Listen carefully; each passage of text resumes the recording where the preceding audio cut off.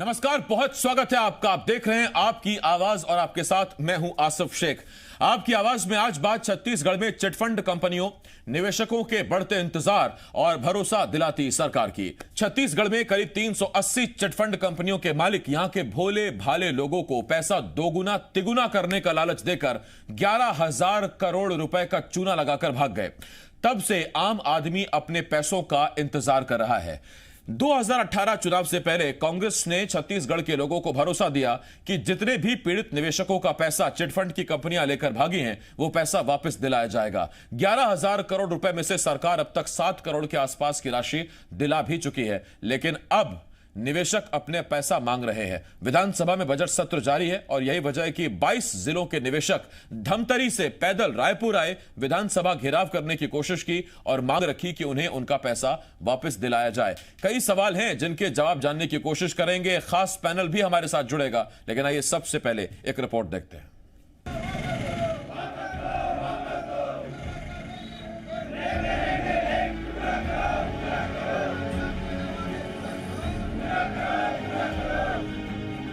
छत्तीसगढ़ में भोले भाले लोगों को चूना लगाकर करोड़ों अरबों का फर्जीवाड़ा करने वाली चिटफंड कंपनियों का मुद्दा एक बार फिर गर्मा गया है। विधानसभा में बजट सत्र चल रहा है और ऐसे में प्रदेश के 22 जिलों के सैकड़ों लोग धमतरी से पैदल चलकर रायपुर में विधानसभा का घेराव करने पहुंचे।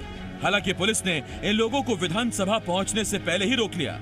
ये वो लोग हैं जिन्होंने पैसा दोगुना और तिगुना करने का दावा करने वाली कंपनियों में अपनी गाढ़ी कमाई लगा दी, लेकिन उसके बाद कंपनियां भाग गईं और ये सभी अपने पैसों से हाथ धो बैठे। इन पीड़ित निवेशकों का कहना है कांग्रेस ने 2018 चुनाव से पहले ऐसी कंपनियों पर कार्रवाई कर सभी के पैसे लौटाने का वादा किया था, मगर 2.5 साल गुजर जाने के बाद भी चंद लोगों का ही पैसा वापस हो पाया है, वो भी 1/3। विधानसभा चुनाव 2018 में वर्तमान छत्तीसगढ़ शासन ने जन घोषणा पत्र में 36 जन घोषणा उन्होंने किया था छत्तीसगढ़ में अपना शासन बनाने के लिए, जिनमें 34 नंबर पे चिट फंड कंपनी की पैसा वापसी का एक वहाँ पे मुद्दा था, जन घोषणा था। लेकिन आज 2 साल बीत चुके हैं, उसके बावजूद आज 110 से ज़्यादा कंपनियाँ छत्तीसगढ़ में चली हैं, बट अभी तक जो है अगर देखें तो गिने चुने मामले की बात करें तो 2-4% मात्र वो भी याल्को और अपना ऐसा कुछ कंपनी का हुआ है। बाकी अभी भी 99% से ज़्यादा मतलब लोगों का पैसा भी वापसी नहीं हुआ है। दरअसल छत्तीसगढ़ में 379 ऐसी कंपनियों के मालिकों ने यहाँ के हजारों लोगों को पैसा दोगुना और तिगुना करने का लालच दिया और उनसे करीब 11,000 करोड़ रुपए लेकर फरार हो गए। इसके बाद सरकार ने ऐसी ही कुछ कंपनियों से लोगों को पैसे वापस भी करवाए। सरकार ने अभी तक करीब 17,000 लोगों को 7 करोड़ से ज्यादा की रकम वापस कराई है, मगर अभी भी ऐसे हजारों लोग हैं जिन्हें अपने पैसों का इंतजार है। मुद्दा बड़ा है, इसीलिए अब इस पर सियासत भी जोर पकड़ रही है। एक तरफ जहां बीजेपी ने बघेल सरकार को निशाने पर लिया, तो वहीं कांग्रेस का कहना है कि सरकार अपना वादा निभा रही है। लोकसभा चुनाव के ऐन वक्त पहले लोगों से फॉर्म भरवाए गए, ऐसा डिटेल मांगा गया कि मानो 7 दिन में उनको उनके पैसे वापस दे दिए जाएंगे। क्या हुआ? 2 साल से ज्यादा वक्त बीत गया, आप तो कुंभकर्णी नींद में सो गए हैं। तो ये धोखा, छल, इसने हर वर्ग को बहुत ज्यादा प्रताड़ित और पीड़ित कर रखा है, और ये जो घेराव और प्रदर्शन है इसी का परिणाम है, और सरकार अपने जाने की उल्टी गिनती शुरू कर ले। माननीय मुख्यमंत्री भूपेश बघेल की सरकार ने चीट फंड कंपनियों के मालिकों पर कार्रवाई कर चीट फंड कंपनियों की संपत्ति को कुर्क कर चीट फंड में जमा निवेशकों के पैसों को लौटाने का काम कर रही है। चीट फंड में काम कर रहे एजेंटों पर पूर्व सरकार ने जो फर्जी FIR दर्ज कराए थे उसको वापस लेने का काम कर रही है। भूपेश बघेल सरकार की प्राथमिकता में चीट फंड कंपनियों में जमा छत्तीसगढ़ की जनता के पैसों को वापस दिलाना है, और सरकार इसके लिए निरंतर काम कर रही है। सरकार चिटफंड कंपनियों के मालिकों से पैसे बरामद कर लोगों को वापस कर रही है और बाकी राशि कंपनियों की संपत्ति रात सात कर वसूली जाएगी। मगर जिस रफ्तार से ये काम चल रहा है उसे देखकर निवेशक मायूस हो रहे हैं। सवाल यही है, क्या सरकार अपने इस कार्यकाल में सभी निवेशकों का पैसा वापस दिला पाएगी? रजनी ठाकुर, जी मीडिया, रायपुर। और आज का ये मुद्दा इसलिए बड़ा है क्योंकि ये चिटफंड वाला मामला छत्तीसगढ़ के करीब हजारों लोगों, इसका मतलब अगर उनके परिवारों को भी जोड़ लें तो लाखों लोगों को प्रभावित करता है। लाखों लोगों का पैसा इसमें लगा हुआ है, हजारों मुखियाओं का, परिवार के मुखियाओं का पैसा लगा हुआ है। और ऐसे में उन्हें भी उम्मीद है, आस है कि उनका पैसा कब लौटेगा। 2 साल की सरकार हो चुकी है, ज्यादा वक्त हो चुका है, अभी तक लोग अपने पैसों का इंतजार कर रहे हैं। और हम अपने दर्शकों को यह भी बता दें कि कोई सवाल अगर आप पूछना चाहें बीजेपी से, कांग्रेस से, कोई सवाल आपके मन में है तो आप फेसबुक या ट्विटर पर हमें अपना सवाल लिख भी सकते हैं। हम आपके नाम के साथ वो सवाल बताएंगे। और साथ ही अगर आप कोई बात कहना चाहते हैं तो आप बात भी अपनी फेसबुक या ट्विटर के जरिए से हम तक पहुंचा सकते हैं। सीधा हम पैनल की तरफ रुख कर रहे हैं। 3 खास मेहमान हमारे साथ जुड़ रहे हैं। कांग्रेस की तरफ से विधायक डॉक्टर विनय जायसवाल जी, बीजेपी की तरफ से पूर्व विधायक नवीन मार्कंडेय जी और नियोक्ता उपभोक्ता संघ छत्तीसगढ़ महासचिव हैं नंद कुमार निषाद जी हमारे साथ जुड़ रहे हैं। मैं आप तीनों का बहुत बहुत स्वागत करता हूं। नंद कुमार जी, नवीन जी और डॉक्टर विनय, आपका बहुत बहुत स्वागत है। सबसे पहले डॉक्टर विनय जायसवाल, मैं आपके पास आ रहा हूं। और जायसवाल साहब, आपसे पहला सवाल यही है, सर लोग अब तक इंतजार कर रहे हैं, 11,000 करोड़ की चपत लगाकर चिटफंड कंपनियां भाग गईं। आपने वादा किया था कि आप पैसा वापस दिलाएंगे, 7 करोड़ रुपए ही अब तक वापस दिला पाए हैं। सिर्फ 2.5 साल बचे आपके पास, कैसे कर पाएंगे इतने कम वक्त में सभी लोगों के पैसे वापस? देखिए, 12 जो चिट फंड कंपनियां भारतीय जनता पार्टी के नेताओं की सरपरस्ती में जिस तरह से पूरे छत्तीसगढ़ में अपने जाल को बुना और जिस तरह से चिटफंड कंपनियों में जो संरक्षण भारतीय जनता पार्टी के बड़े लेवल के जो इनके नेता थे, इनके जो मंत्री थे, उनके संरक्षण की बात सामने आई थी, उसको कांग्रेस पार्टी ने ये अपने चुनावी घोषणा पत्र में भी ये बात को रखा था कि हमारी सरकार आने के बाद जो इतना बड़ा घालमेल हो रहा है, इतना बड़ा जो घोटाला भारतीय जनता पार्टी के सरकार के समय हुआ, जिनको इन्होंने कभी कोई रोकने का काम नहीं किया, इनका जो निवेश था, जो निवेशकों का जो निवेश था चिटफंड कंपनियों में, उसको लौटाने का काम नहीं किया। उसकी शुरुआत 12 नवंबर 2020 को भूपेश बघेल जी की सरकार ने, यशस्वी माननीय हमारे मुख्यमंत्री जी के संवेदनशीलता की वजह से 16,796 निवेशकों को लगभग 7.5 करोड़ रुपए की राशि लौटाई गई है। निश्चित रूप से 11,000 करोड़ रुपए लेकर लगभग 379 संचालकों पर राज्य सरकार ने शिकंजा जो है उसको कसना शुरू कर दिया है। और आने वाले समय में जितनी भी शिकायतें हैं उसके ऊपर त्वरित कार्रवाई करने के लिए सरकार ने आदेश दे दिया है। और आप ये मान के चलिए कि इसमें कई सारे जो हमारे छत्तीसगढ़ के जो भोले भाले जो लोग हैं, जिनको मार्केटिंग का काम दे के, जो बड़े जो इनके मगरमच्छ थे, जो दूसरे राज्यों से आए हुए थे और भारतीय जनता पार्टी के जो लगभग केंद्र स्तर के जो लोग थे, केंद्रीय स्तर के जो लोग थे, दिल्ली स्तर के जो लोग थे, उन्होंने छत्तीसगढ़ को एक चारागाह बना लिया था। और चिटफंड इस पर मैं डॉक्टर विनय जायसवाल आपसे एक सवाल पूछता हूं। मैं काफी देर से सुन रहा था आपको। आपने कहा कि बीजेपी नेताओं के संरक्षण में चिटफंड घोटाला हुआ। बीजेपी नेता के संरक्षण में इतना बड़ा घोटाला हो गया, आर्थिक घोटाला हो गया। मैं आपसे यही पूछ रहा हूं, सर ठीक है, लोगों का पैसा जब दिलाएंगे तब दिलाएंगे, एक बीजेपी के बड़े नेता का नाम बताइए जिसका आपने संबंध साबित करके उसे सजा दिलवा दी हो। देखिए, अब सारी जो चीजें हैं, अगर ये कांग्रेस के समय में तो हुआ नहीं है, आपको भी ये पता है। ये सारा का सारा जो घोटाला हुआ है, जो सारे की सारी जो ये फर्जी कंपनी बना के, चिटफंड कंपनी बना के जो ये पूरा जो जाल फैला, जो पूरे छत्तीसगढ़ में जाल फैला है, उसमें कोई कांग्रेस की सरकार तो दोषी है नहीं, या कांग्रेस के लोगों ने तो ये किया नहीं है। लेकिन इनके सरपरस्ती में देखिए, बिना संरक्षण के, बिना राजनीतिक संरक्षण के इतना बड़ा काम हो ही नहीं सकता था कि 11,000 करोड़। मैं विनय जायसवाल जी इस पर आ रहा हूं आपके पास, लेकिन यह जरूर है कि अगर राजनीतिक संरक्षण का एंगल आप ढूंढ निकालें और वो नाम ढूंढ निकालें तो शायद उन 379 संचालकों तक पहुंचने में आपको मदद मिले, एजेंसी को मदद मिले। उस पर लौटूंगा मैं आपके पास। नवीन मार्कंडेय जी, आपके पास आ रहा हूं। नवीन जी, सवाल तो देखिए, अब आप विपक्ष में हैं, लेकिन फिर भी सवाल तो जरूर उठेगा कि धीरे धीरे करके छत्तीसगढ़ के भोले भाले आदमी को भरमा के, बरगला के 11,000 करोड़ रुपए इकट्ठा होके और बाहर जा रहा था। आपको कानों कान भनक नहीं लगी थी उस वक्त सर?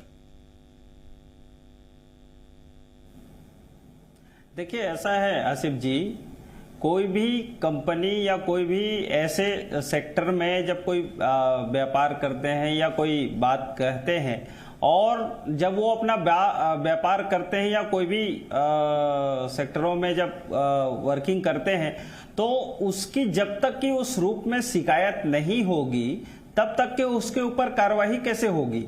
दूसरी चीज ये है कि जनता की भावना और जनता का विश्वास उसके ऊपर था, इसलिए जनता ने और लोगों ने उसमें जमा किए।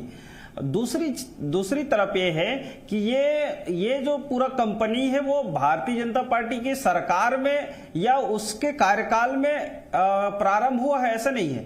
ये तो जब दिग्विजय सिंह की जब सरकार थी 98, ये 98 के पहले प्रारंभ हुई है, और जब 2000 में जब सरकार बनी तो उसके बाद 2000 के बाद जो निवेशक जो है वो ज्यादातर से यहाँ के लोगों को वो शिकार बनाना शुरू किए। दूसरी चीज ऐसा है कि ये इस चीज के जब भनक लगी तो हमने उस पर निवेशक अधिनियम बनाकर, जब उस समय मैं विधायक था तो उस समय इसी सदन में हमने कानून बनाए, और उसी कानून के आधार पर आज जो है कांग्रेस उसके ऊपर कार्रवाई कर रही है या उसके ऊपर शिकंजा कस रही है, वो उसी कानून की देन है। दूसरी चीज ऐसा है कि इनके बीजेपी के ऊपर जो आरोप लगा रहे हैं वो बेबुनियाद है। जो आपने ही प्रश्न किया कि भाई एक भी नाम बता दीजिए, और इनके पास नाम नहीं है। ये उस मामले पर राजनीति करना प्रारंभ बीजेपी को बदनाम मैं लौट रहा हूं इस पर आपके पास। आसिफ जी एक शब्द और मैं बोलूंगा। आसिफ जी एक शब्द और बोलूंगा। मैं ये कह रहा हूं कि कांग्रेस की जो सरकार है वर्तमान में, वो अभी ये जो 7,000 करोड़ रुपए जो वापसी किए हैं बोल रहे हैं, ये भी झूठा है, ये इसका सच नहीं है। और अभी तक जब 99% लोग जब अभी कह रहे हैं, मांग कर रहे हैं, जब इतने लोग सड़क पर आ गए हैं, तो ये कौन से निवेशक के पैसे वापस किए हैं? किसी को जेल के अंदर नहीं डाले हैं। नहीं, राजनांदगांव में प्रक्रिया शुरू हुआ है, और वापस हुई। लेकिन 30% राशि ही मूल राशि का उनको वापस किया गया नियम के मुताबिक, और अब आगे कहा जा रहा है कि कंपनियों की कीमत जो संपत्ति है उसे राजसात करेंगे, कीमत चुकाएंगे, लंबा इंतजार है उसमें। मैं लौट रहा हूं उस पर। नवीन जी आपके पास, नंद कुमार निषाद जी मैं आपके पास आ रहा हूं। जब कभी इस तरह की शेल कंपनी, चिटफंड कंपनी किसी इलाके में काम करती हैं या किसी प्रदेश में काम करती हैं, फर्जीवाड़ा करती हैं, दो तरीके से नुकसान होता है। आम आदमी की मेहनत का, गाढ़ी कमाई का पैसा ये कंपनियां रातों रात लेकर भाग जाती हैं, सब्जबाग दिखाए जाते हैं उनको। और दूसरा ये कि वो पैसा जो लोग बैंक में जमा करने वाले थे, पोस्ट ऑफिस में अपनी सेविंग करने वाले थे, वो पैसा उनके हाथ से चला जाता है। नतीजा बैंक, सरकारी, प्राइवेट, अच्छे बैंक, पोस्ट ऑफिस, इनमें पैसों की कमी होती है। फिर वहां पर रोजगार, कर्मचारियों की छटनी, फिर वो दूसरी चीजें, एनपीए, डिफॉल्टर्स, बहुत कुछ होता है। सरकारों को उस पर नजर नहीं रखनी चाहिए क्या?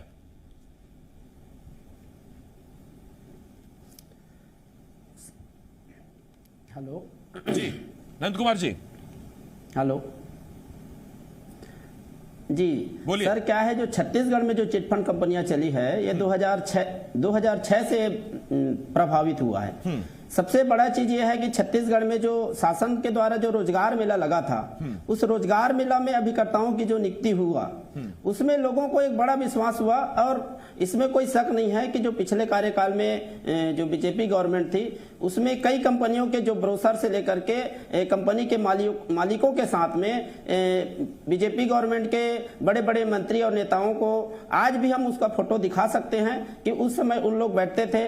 और जैसे सहारा इंडिया का बात करते हैं, सहारा के सुब्रत राय सहारा जब आते थे तो हमारे मुख्यमंत्री, जब पूर्व मुख्यमंत्री थे रमन सरकार जी, उनसे पहले मुलाकात करते थे। आपका अनमोल कंपनी में अभिषेक सिंह जी जो है उनके मालिक के साथ बैठ रहे हैं, और उसके स्कूल से लेकर के सारी तमाम चीज में उनका फोटो देखे हैं। कोलकाता वेयर कंपनी है जिसको रोजगार मेला में कलेक्टर ने आमंत्रण किया। आपका महासमुंद में, जांजगीर चांपा में, बिलासपुर में, मतलब जगह जगह जो रोजगार मेला लगा, और रोजगार मेला के माध्यम से बता रहे हैं, इससे क्या जनता में एक भरोसा जागा कि इतनी बड़ी कंपनी का मालिक अगर मुख्यमंत्री से अगर मुलाकात कर रहा है या सांसद से मुलाकात कर रहा है तो भरोसा जागा। जिस सहारा इंडिया की आप बात कर रहे हैं, हमारे पास लगातार प्रश्न आ रहे हैं। विजय हमें ट्विटर पर लिख रहे हैं, सहारा समूह का पैसा कब तक उनके निवेशकों को मिलेगा? हालांकि कोमल सिंह सिसोदिया मध्य प्रदेश के बारे में एक सवाल पूछ रहे हैं चिटफंड का। तो कोमल जी, हमने आधे घंटे पहले मध्य प्रदेश का मुद्दा जिक्र किया था, अभी हम छत्तीसगढ़ के मुद्दे पर बने हुए हैं। इधर फेसबुक पर एक कमेंट हमें और आया है, उसमें भी हमें यही पूछा गया है कि सहारा का पैसा कब मिलेगा। एक चली यादव पल्स कंपनी का पैसे के बारे में पूछ रहे हैं, यानी कि मध्य प्रदेश हो चाहे छत्तीसगढ़, लोग सताए हुए हैं इन चिटफंड कंपनियों के और वो अपना पैसा मांग रहे हैं। जी नंद कुमार जी, आप बात पूरी कीजिए अपनी। आप सर, मेरा कहना यह है कि हमारे जो छत्तीसगढ़ में जो चिटफंड कंपनी तो पूरे भारत में चले हैं, लेकिन जो छत्तीसगढ़ में जो कंपनियां चली है उसमें गवर्नमेंट का एक तरह का इन्वॉल्वेशन देखा गया कि जैसे मंत्री लोगों का डायरेक्टरों के साथ बैठना उठना, कंपनी के उद्घाटन में मंत्री के लोग जैसे शामिल रहना, ये रोजगार मेला जो कलेक्टर द्वारा और सरकार के द्वारा बेरोजगारों को रोजगार देने के नाम में जो रोजगार मेला लगाया करते थे, उसमें कोलकाता मेयर को बाकायदा आमंत्रण लेटर जारी किया गया है कलेक्टर के द्वारा, और उसमें बाकायदा जो मंत्री लोग आकर के अभिकर्ताओं को भी प्रशस्ति पत्र दिए। ये बड़ा दुर्भाग्य रहा क्योंकि उसी को देख करके हम सब में विश्वास जगा और हम सब जो बेरोजगार थे वो लोग देखे कि जब देश के जो प्रतिनिधित्व कर रहे हैं वो लोग जब इन कंपनियों के रोजगार मेले जैसे में उद्घाटन हो रहा है, रोजगार मेला में अभिकर्ता की नियुक्ति हो रहा है, तो उसमें विश्वास जगा। दूसरा चीज क्या हुआ, जब